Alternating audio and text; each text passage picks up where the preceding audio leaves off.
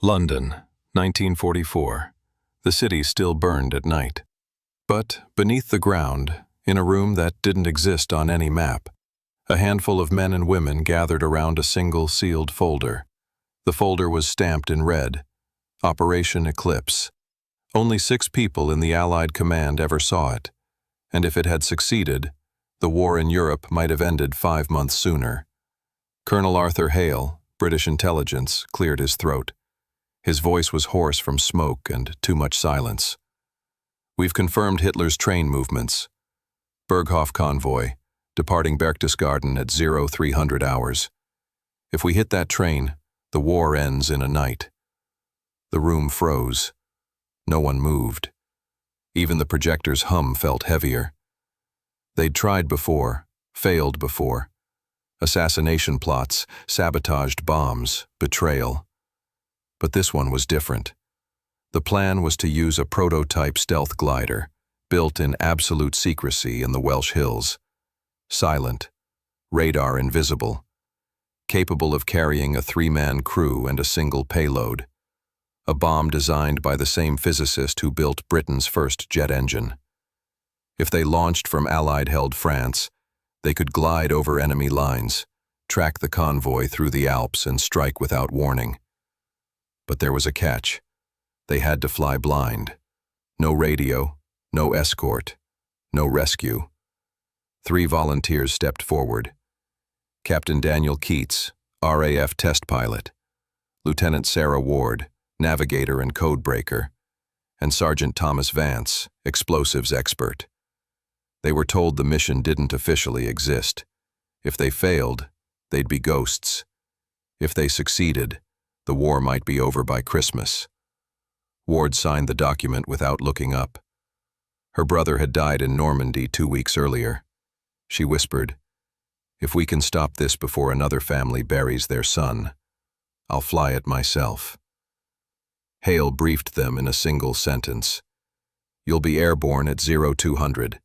The target's train leaves at 0300. You'll have 1 chance." No maps were allowed out of the room.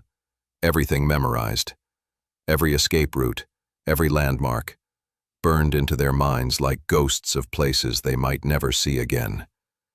As they stood to leave, Hale added one final line. "If you're captured, remember, you were never here." Sound shifts, propeller spin, rising wind. The glider sat under camouflage netting on a fog-drenched airstrip. No insignia, no serial number. Just matte black metal and a silver name stenciled on the nose. Shadow Wing. Keats ran his hand along the fuselage, whispering, "Let's end this, old girl." Engines roared in the distance. Bombers bound for Berlin. But Shadow Wing had no engine, only silence and gravity. At 1:57 hours, the tow plane hooked its cable. Ward checked her coordinates by red flashlight.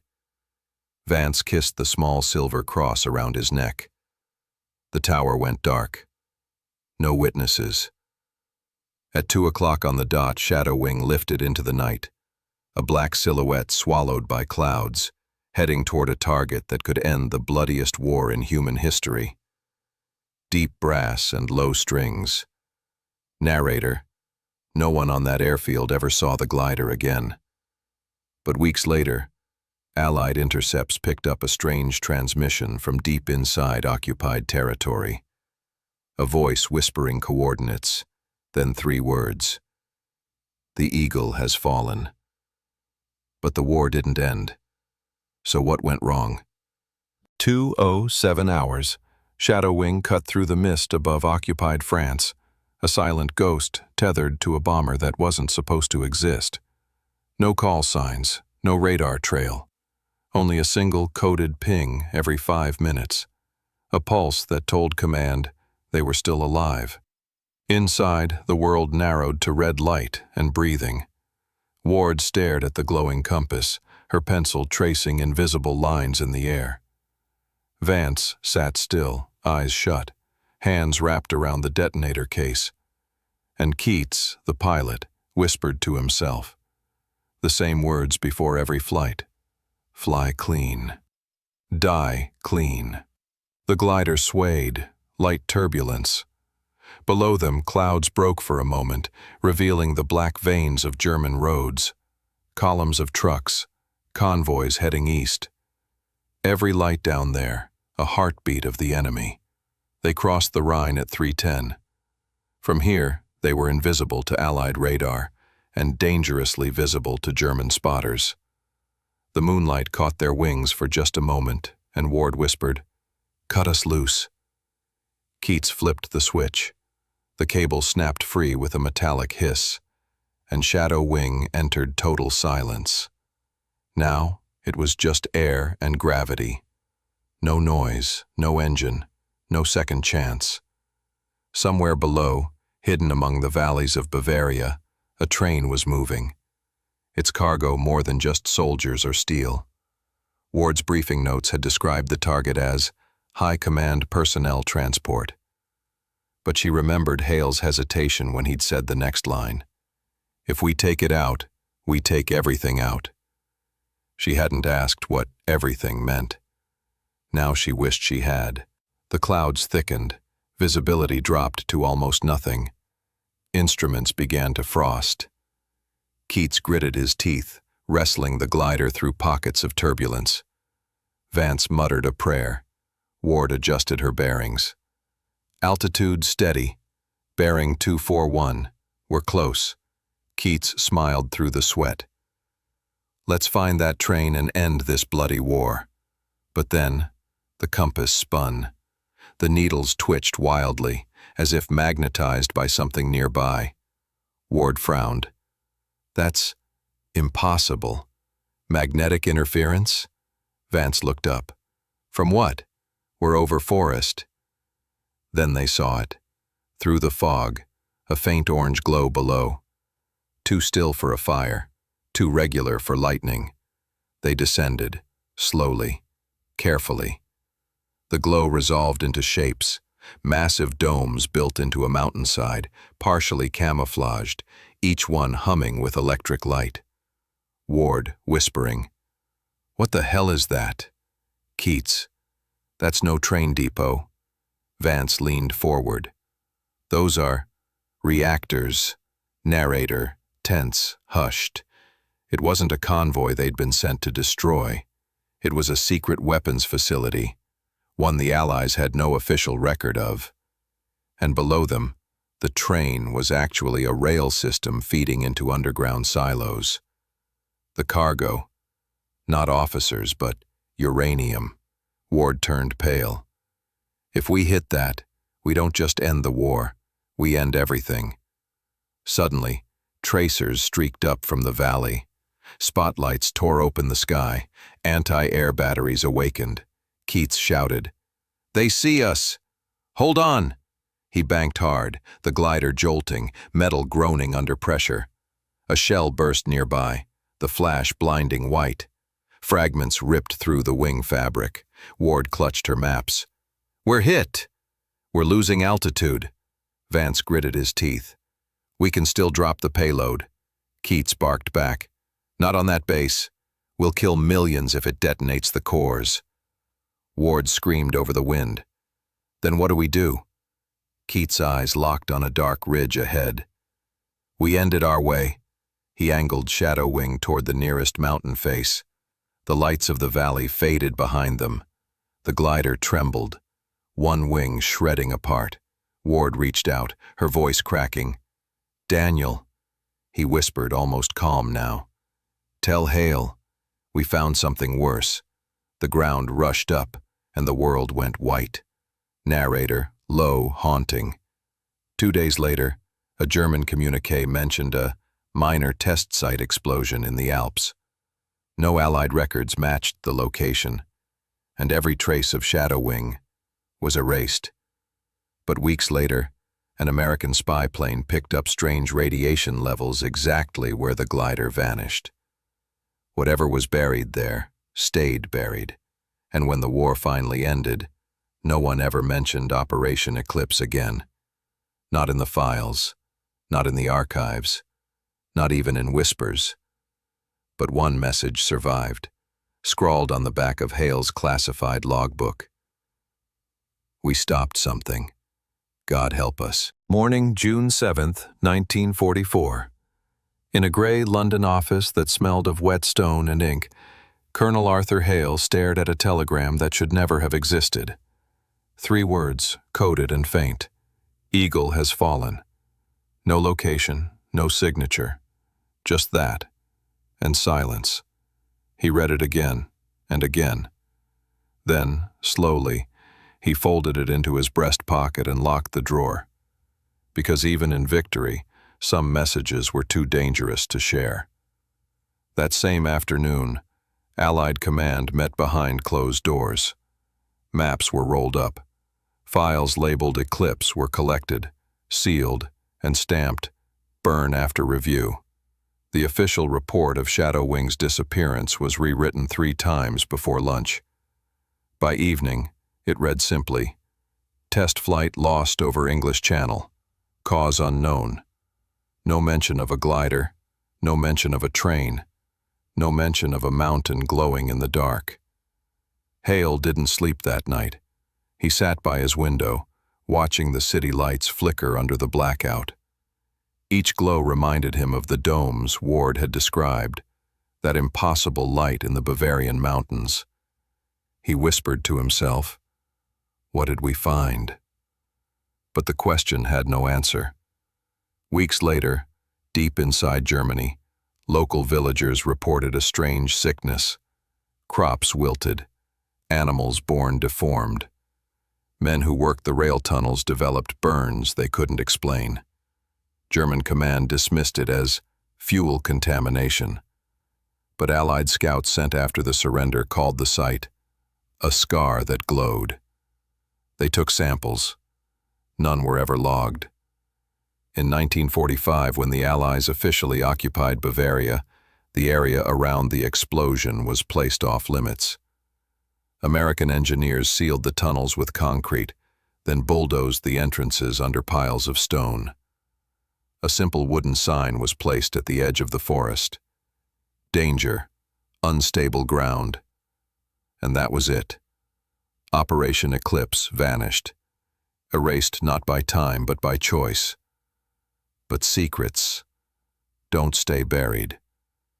In 1951, a young physicist named Dr. Evelyn Harris joined a classified American research team, Project Arcadia. While analyzing wartime radiation samples, she noticed one reading that didn't match any bomb test or industrial source. Coordinates: 47 degrees 32 minutes north, 12 degrees 58 minutes east.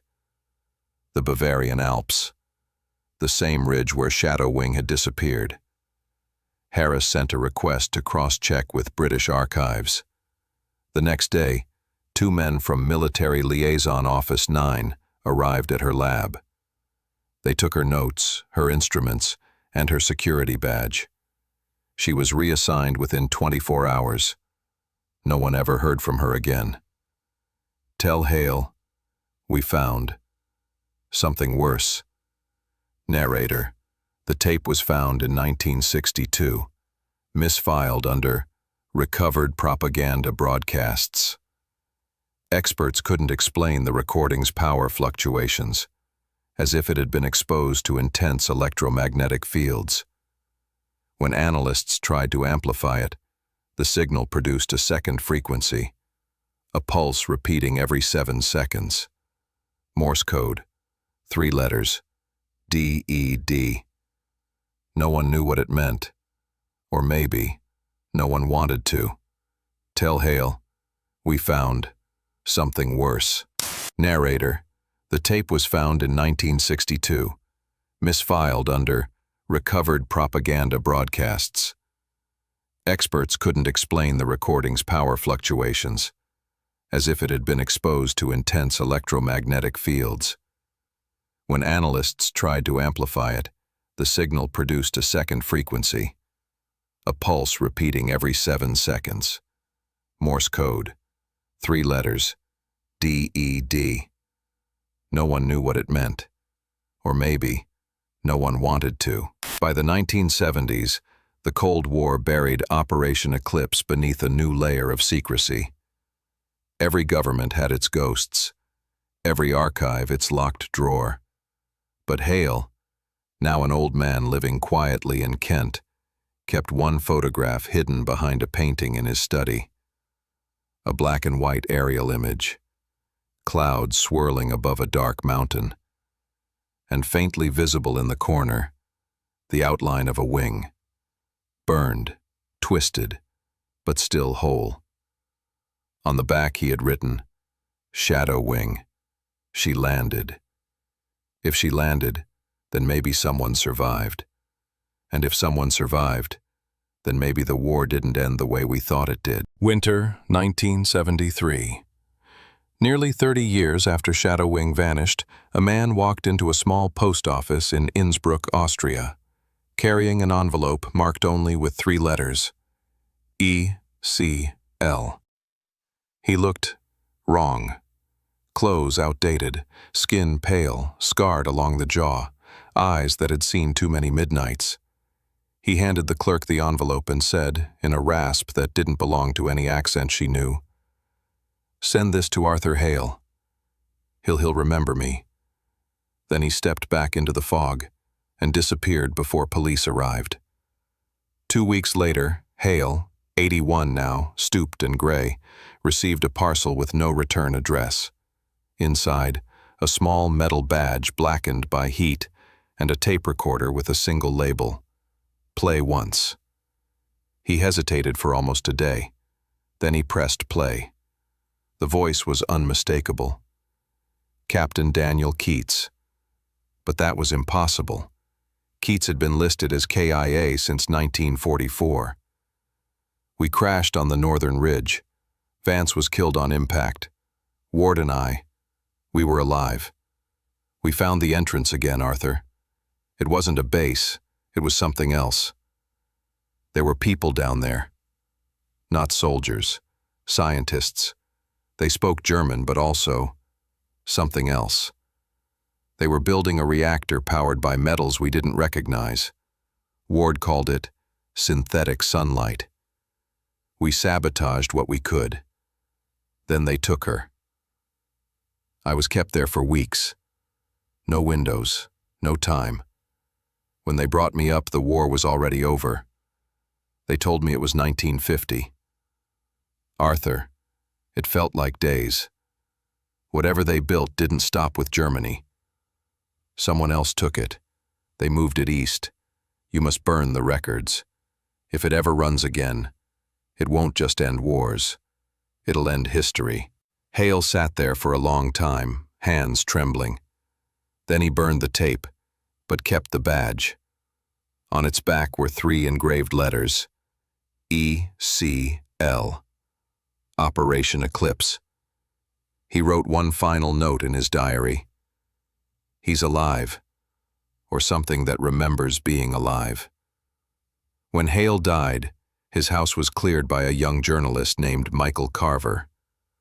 Among the papers was that same badge and a charred photo negative. He developed it in his own bathroom. The image showed a snow-covered mountain ridge. In the foreground, a figure in RAF uniform, standing beside a wreck half buried in ice. The face blurred, but the eyes sharp. Carver took it to the Imperial War Museum. Archivists compared it to Keats's file photo. A match, within 1%. When Carver returned home that night, his apartment had been ransacked. Only the negative was gone. Over the next decade, rumors spread through intelligence circles that an unnamed officer who did not age had been seen in Eastern Europe, buying old German technical manuals, always in cash. Every sighting described the same scar along the jaw. By 1984, his code name in classified briefings was simply the pilot. Some believed Keats was real. Others said it was Cold War disinformation. But for those who knew about Eclipse, the implications were clear. Whatever was buried in those mountains had not stayed buried. And maybe, just maybe, The man who came back was not the same man who went in. That pulse still appears on radio bands across Europe every November. No origin, no pattern, just 3 letters. D-E-D. Maybe a distress signal. Maybe a warning. 1994. Half a century since Shadow Wing vanished into the Bavarian sky. The Cold War was ending, but not the secrets it left behind. In a concrete bunker beneath Garmisch-Partenkirchen, a technician from the new European seismic network watched his scope flicker. Every 7 seconds, a pulse. Identical. Precise. He checked his coordinates twice. The signal was coming from inside the mountain sealed after the war. He called it in. Within hours, the feed went dark. His access badge was revoked. 2 days later, he was gone. Across the channel, a retired archivist named Dr. Marion Ellis received an encrypted fax from an old MOD contact. It contained 1 line of text. Eclipse reactivated.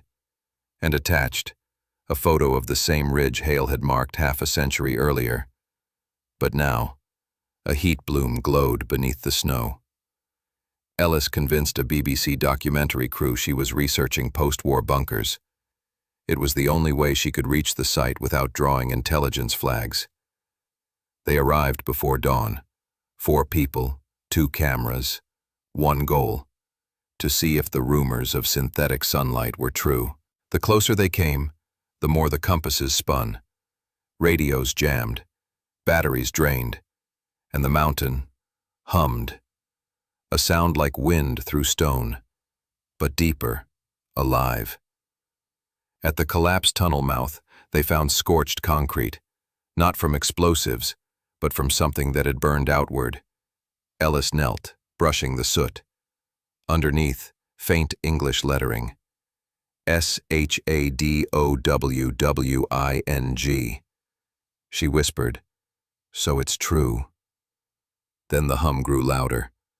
A low rhythmic pulse, matching the old radio signal exactly.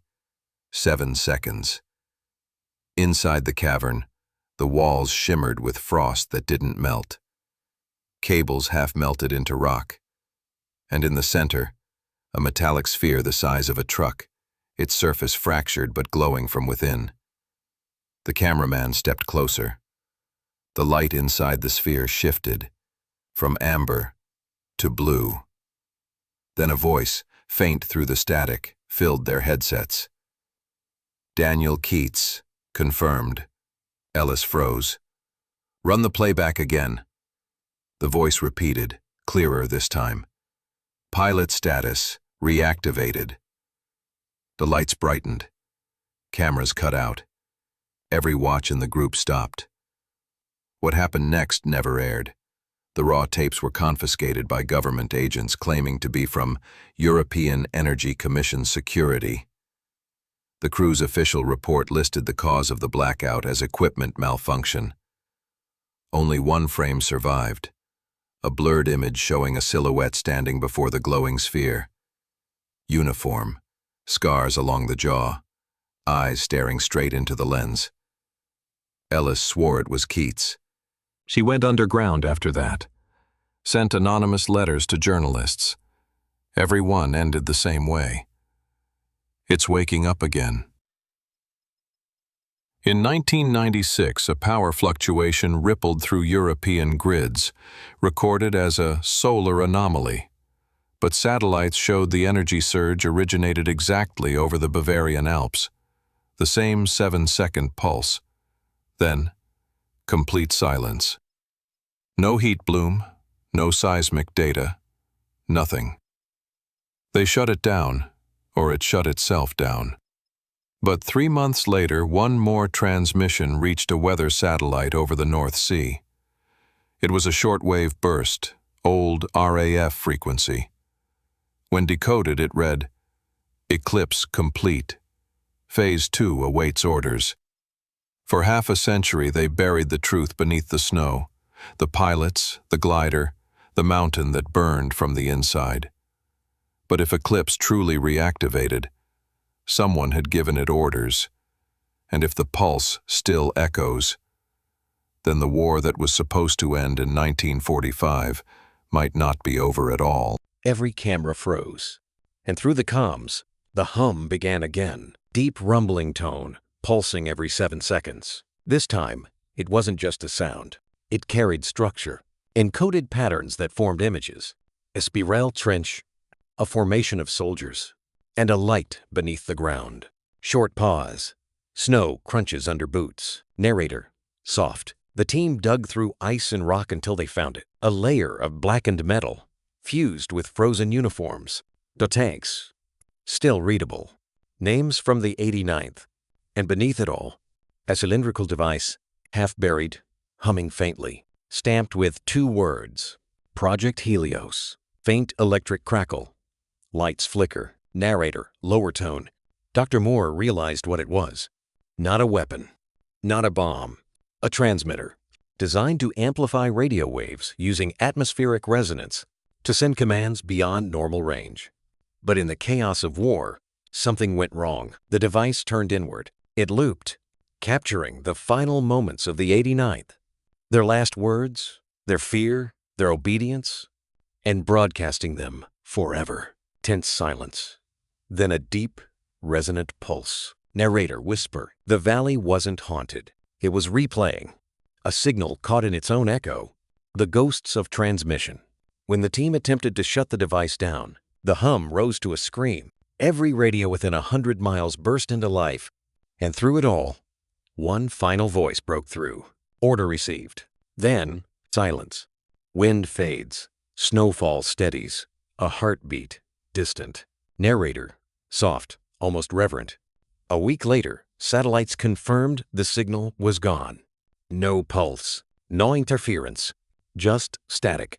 But at exactly 2:17 a.m., the time the pulse used to rise, a new one appeared.